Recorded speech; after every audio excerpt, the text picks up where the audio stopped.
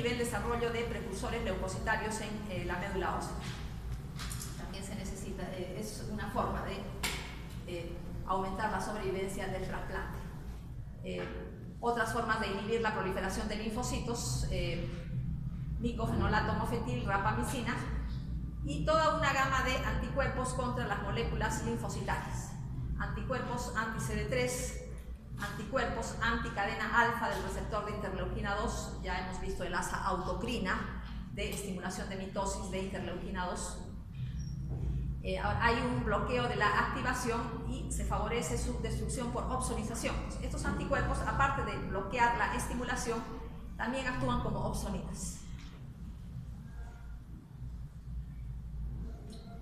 Bloqueo de moléculas coestimuladoras. Esos bloqueos se hacen con anticuerpos, ¿no? Como ustedes ya seguramente saben. Bloqueo de moléculas coestimuladoras B7-1 y B7-2 de las células presentadoras de antígeno. Y los linfocitos del receptor son conducidos a anergia, ¿no? Ya hemos visto la segunda señal. El bloqueo de los coestimuladores lleva a los linfocitos del receptor a la anergia. Bloqueo del ligando el CD40, que impide adecuada estimulación de linfocitos B, o sea, bloquea la inmunidad humoral contra el trasplante. El linfocito B tiene la molécula CD40 y tenemos linfocito CD4 que tiene el ligando del CD40, que es el bloqueado. Dejamos todo lo que son todo lo que es rechazo a trasplantes y pasamos a las complicaciones del trasplante de médula ósea. Enfermedad de Injerto versus huésped se llama así porque es la médula ósea trasplantada la que ataca el huésped, ¿no? Y no es al revés. Las células inmunológicas del trasplante, o sea, linfocitos, básicamente, reconocen como extraños a los tejidos del receptor y va a haber un daño a los tejidos del receptor, ¿no? Esta reacción inmunológica va a causar daño, si no, no sería una enfermedad, no tiene que haber un daño a los tejidos. Las personas que reciben un trasplante de médula ósea son inmunodeficientes porque antes de recibir el trasplante tienen que ser sometidos a fármacos inmunosupresores o a una irradiación corporal. O sea, la supresión tiene que ser muy severa para poder recibir el trasplante de médula ósea. En cambio, el tejido trasplantado sí tiene células inmunocompetentes. Ahora, las deficiencias en la selección de donantes histocompatibles favorece la enfermedad de Injerto versus huésped. Entonces, se tiene que procurar que las MHC de la médula ósea trasplantada sean lo más parecidas posible a las MHC de la persona que va a recibir a la médula ósea trasplantada, ¿no? Tiene que haber una tipificación y una comparación muy estricta para evitar esta enfermedad. Tenemos que la enfermedad Injerto versus huésped puede ser aguda o crónica. Si es aguda, es rápido, días o semanas después del trasplante. Aquí intervienen en lo que es la reacción aguda linfocitos CD8, ¿no? Como los efectores fundamentales del daño a los tejidos del huésped. Tenemos tres tejidos dañados con mayor frecuencia: piel, hígado e intestinos. Son los que se dañan en la enfermedad Injerto versus huésped. En el caso de la piel, un exantema generalizado que puede tener descamación, es una erupción generalizada de la piel que puede llegar a la descamación. Daño al hígado, daño a conductos biliares pequeños, o sea, ictericia. Estamos hablando de la forma aguda, ¿no? Vamos a ver la forma crónica después. Y en el caso del intestino hay una diarrea sanguinolenta, hay daño al epitelio intestinal. Generalmente es una muerte por apoptosis, ¿no? De las células del epitelio intestinal, y hay también destrucción por linfocitos CD8, como estamos diciendo, del resto de la mucosa del intestino. Bueno, acá no se ve bien, es una biopsia de piel. Esta es la capa basal, es la epidermis, la dermis, donde se ve apoptosis, ¿no? Apoptosis de las células del epitelio de la piel de la persona que recibe el trasplante de la médula ósea y exocitosis de linfocitos, ¿no? Linfocitos en el mismo epitelio de la piel. Eso, se ve, y clínicamente un exantema generalizado. También en la dermis, infiltrado linfoides.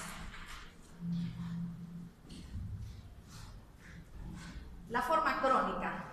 El cuadro clínico histológico es parecido a la esclerosis sistémica. Hay una ictericia crónica con colestasis. También hay ictericia en la forma aguda, ¿no? Tenemos que un predominio de colestasis e involución del timo y depresión linfocitaria en ganglios linfáticos, ¿no? La forma crónica de ataque de la médula ósea trasplantada. ¿Qué pasa si se eliminan los linfocitos de la médula ósea trasplantada? Entonces, se reduce la enfermedad injerto contra huésped. Estamos eliminando las células inmunocompetentes de la médula ósea trasplantada, pero hay otros problemas.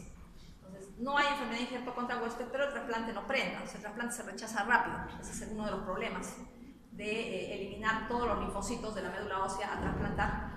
Y en el caso de que ha habido trasplante de médula ósea porque hubo una leucemia previamente, la leucemia puede recurrir. Se observa que si se inyecta médula ósea sin linfocitos, o sea, se ha eliminado todos los linfocitos del tejido que se va a trasplantar, puede haber una recurrencia de la leucemia, ¿no? Entonces, tampoco es una solución total el eliminar linfocitos del tejido trasplantado. En cuanto al rechazo del trasplante de la médula ósea, los linfocitos del receptor no se han eliminado por completo. La inmunosupresión no ha sido adecuada o la irradiación corporal total no ha logrado destruir los linfocitos, las células inmunocompetentes de la persona que va a recibir el trasplante de médula ósea. Los receptores principales del rechazo del tejido trasplantado, los NK, no pueden ocupar receptores inhibidores con las moléculas MHC de las células del injerto. Esos son los efectores principales del rechazo a la médula ósea trasplantada. Ya hemos visto los receptores activadores de las NK, receptores inhibidores que son MHC de la clase 1. Inmunodeficiencia. Bueno, es una consecuencia de las infecciones que van a aparecer en la persona que recibe el trasplante.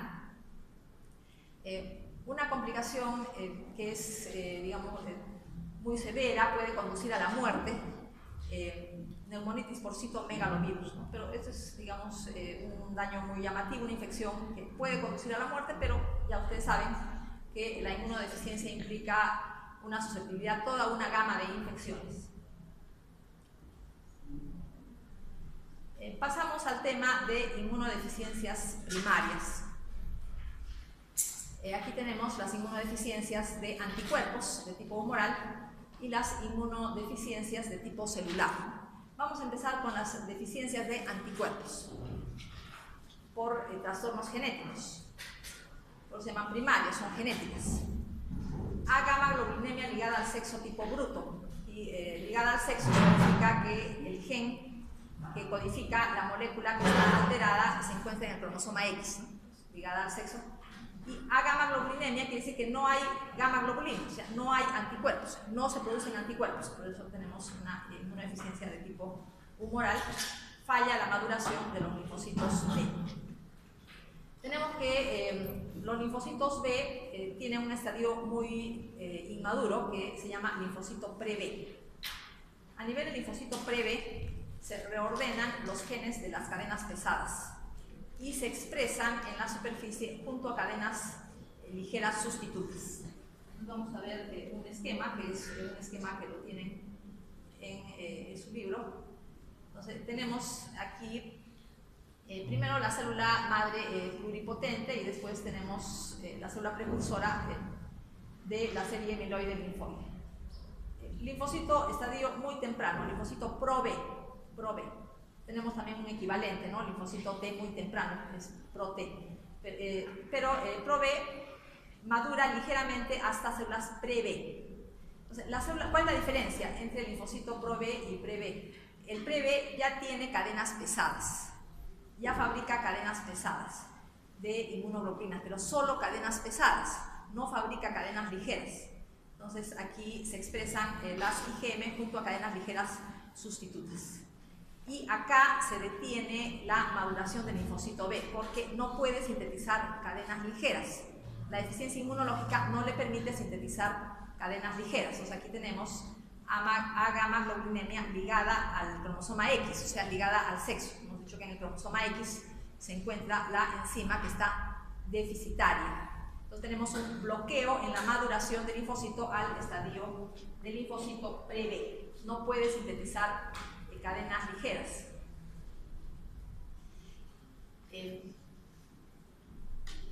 Bueno, entonces ya hemos hablado de la maduración detenida.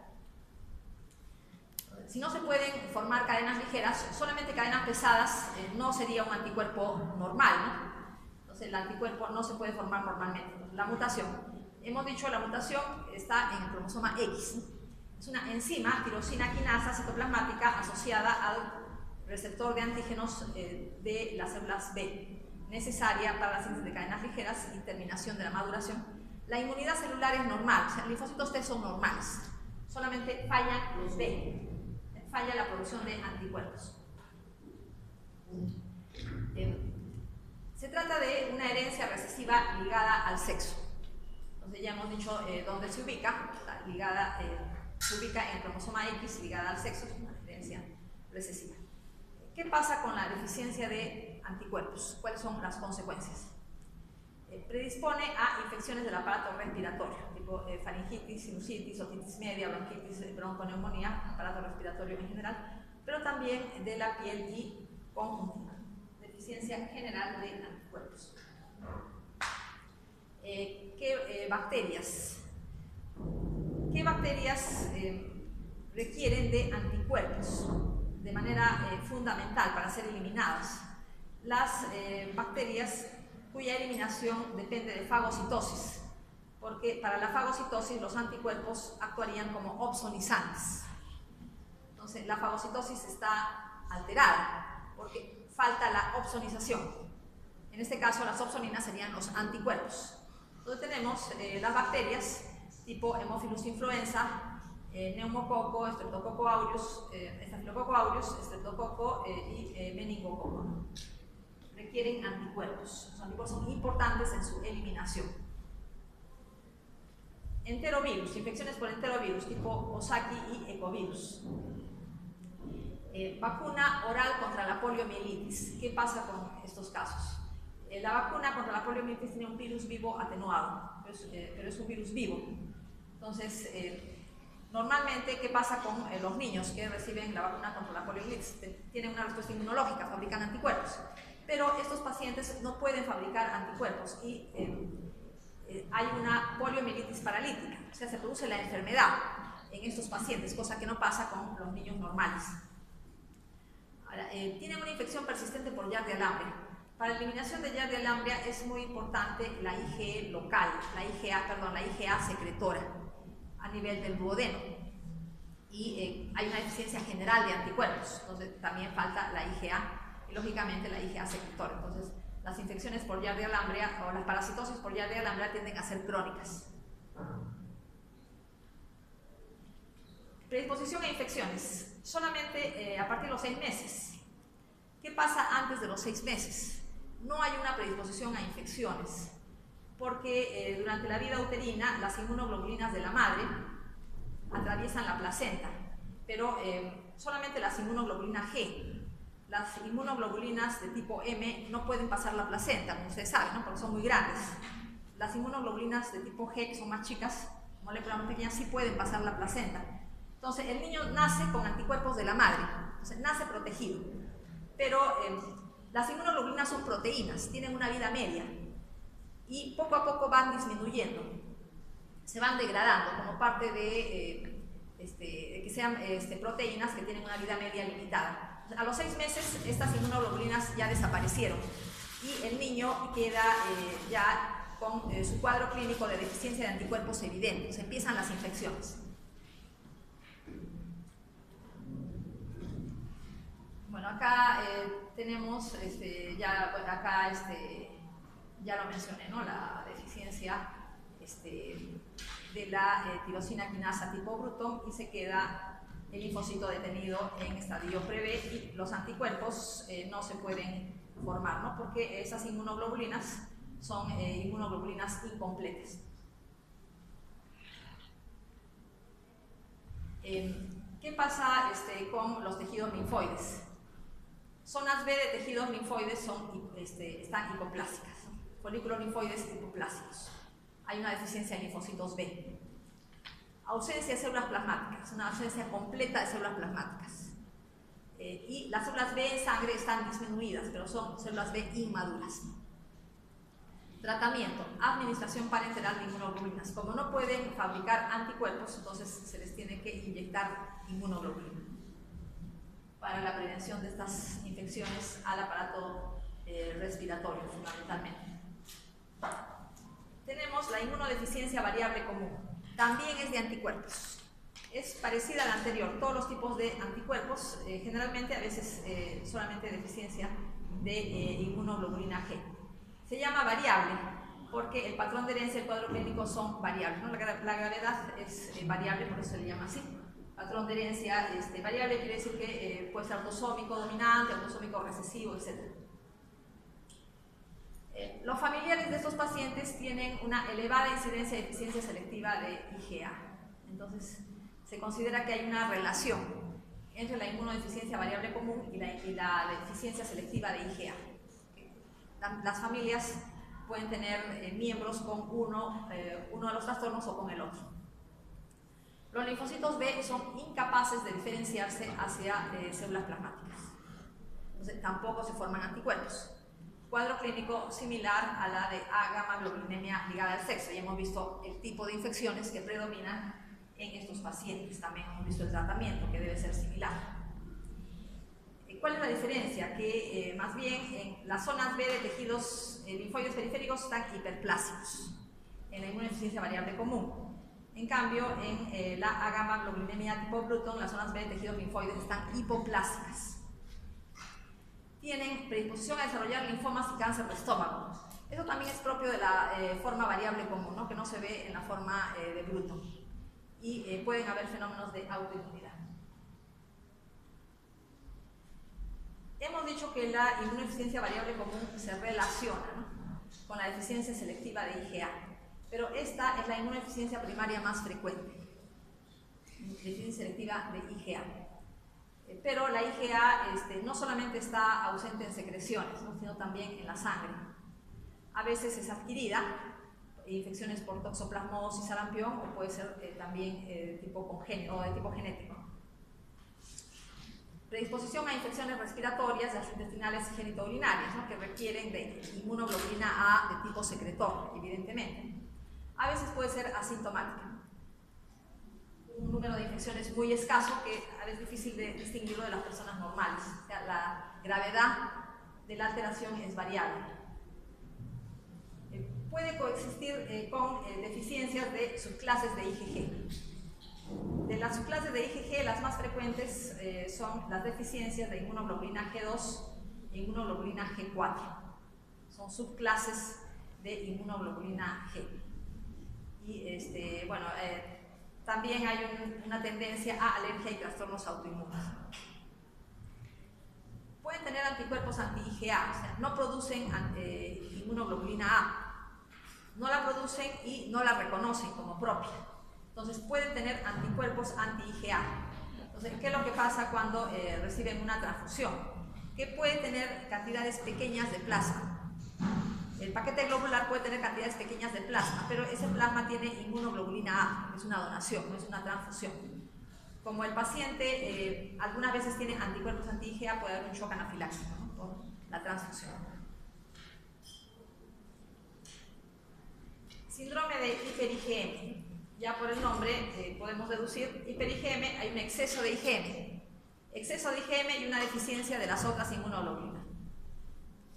Hemos hablado de la maduración de linfocitos B, de célula pro-B a pre-B.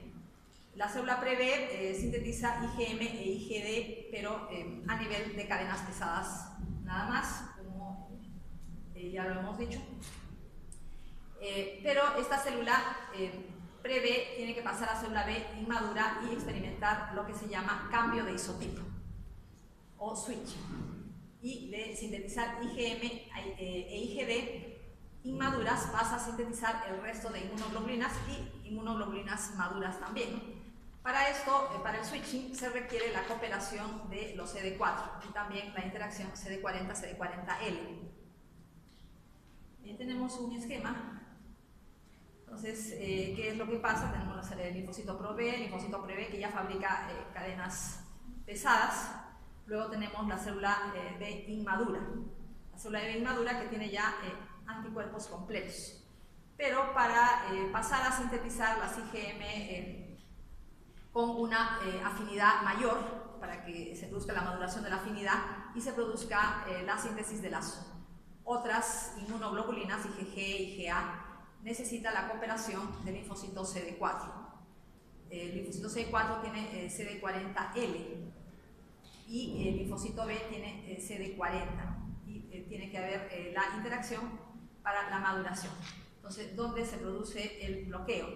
Se produce el bloqueo a este nivel, o sea, falla esta cooperación y no se produce la formación, el cambio de isotipo a inmunoglobulina G, inmunoglobulina A, inmunoglobulina E.